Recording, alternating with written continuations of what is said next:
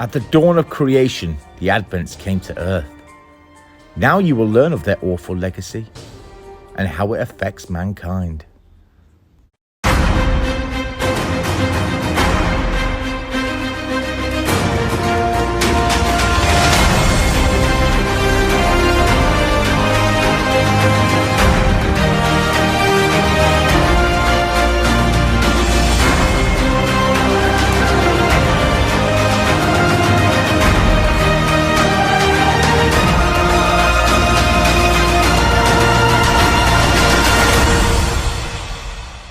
In my last Guyver Lore video, I discussed the agenda behind the creations of the Advents. Today we will delve a little deeper into one of their most powerful weapons, known only as Archenfel. Archenfel was not one of the first creations by the Advents, but it was their most powerful. Archenfel was created to lead a genetically enhanced humanoid army known as Zoanoids into the ultimate war. Although his powers were only second to that of the creators, he was just like all the other creations where he was susceptible to the telepathic control.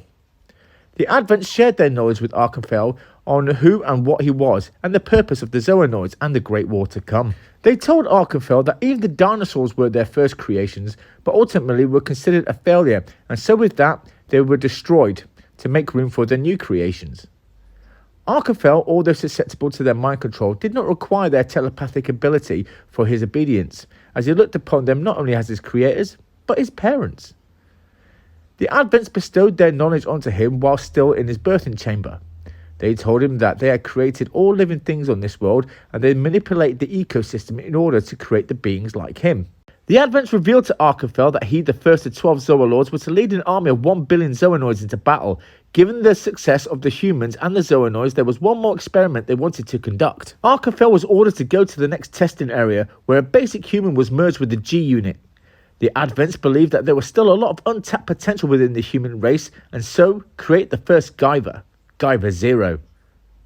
The G-Unit enhanced the capabilities of the being created for combat, something for which the Advents were not meant. The results shocked and impressed the creators. As they witnessed the Guyver battle a dinosaur, one of the Advents' earlier creations, they observed how far the human abilities can be pushed. Even though the experiment seemed worthwhile, there was one side effect the creators had not anticipated: that the newly merged Guyver would not respond to the Advent's telepathic control. So when the creators ordered the Guyver to remove the suit, it disobeyed and attacked one of the bioships with its Mega Smasher, causing significant damage. The G-Unit, when merged with a basic model human, was far more powerful than that of a unit merged with one of the creators.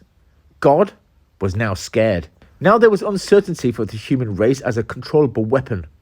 Archenfel was ordered to take down the Guyver and retrieve the G-Unit by leading an army of Zoanoids against Guyver 0. However, this attack was futile, as the bio-boosted human demolished the Zoanoid army. Archenfel wanted to destroy the Guyver with his bare hands, however, the Advents ordered him to retreat, as they did not want to lose him to this new Guyver warrior. Oh, by the way, the word Guyver in the Advents language literally means out of control. It wasn't long before the creators issued Archenfel a device called the Guyver Remover, with which, well, you guessed it, he would have to use it in order to separate the G-Unit from its human host and return it to its dormant state. Of course, this device would only work within close proximity to the Guyver. Archenfel engaged Guyver 0 in battle and even survived the blast from the Mega Smasher. Eventually, he was able to defeat Guyver 0 and remove the Guyver unit, after which he killed the human host. It was here the creators realised there was an inherent problem with their creations. Given that the basic human was more powerful than the Advents when merged with the G-Unit, it would not be ridiculous to assume how much more powerful a Zoanoid would be. The thought that made them tremble the most, however, was what if a Zoaloid was to merge with the G-Unit?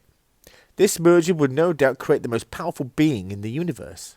With the G-Unit now back in the hands of the Advents, they decided to leave Earth without giving Archenfel any explanation, with the intentions of destroying their experiments as they had done before. Archenfel chased after them like a lost child, demanding an explanation. The creators told him to return to Earth and wait for them. Archenfel disobeyed, and for that he suffered a powerful psychic attack from which he would take centuries to recover. In order to end all life on the planet, the Advents used a portal to summon a giant meteorite. And with all the strength that remained while still in his battle form, Archenfel created a powerful energy field around himself and flew toward the meteorite, stopping it in its tracks. Archenfel was left powerless after saving the Earth and was returned to his birthing chamber, where he would remain for 250 million years. Over this time, a temple was constructed around his resting place, and the human race continued without him, as did the zoonoids. In fact, the two races intermingled and the zoonoid genes became recessive. Sometime between the 16th and 17th century, an old man feeling his days coming to an end sets off on a Portuguese merchant vessel to see the new world of which he has heard so much.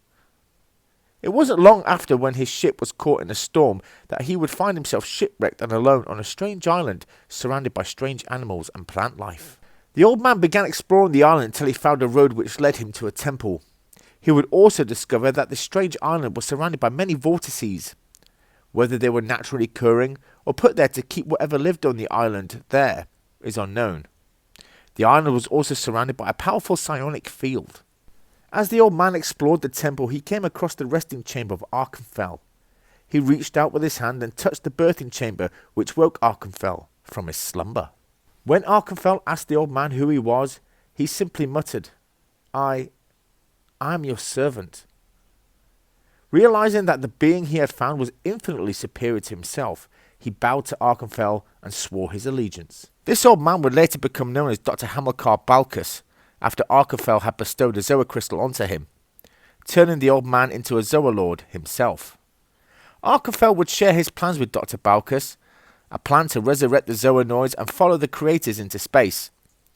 Dr. Balcus was ordered to find 11 other humans whom would become Zoalords themselves, the Zoalords that the Advents neglected to create.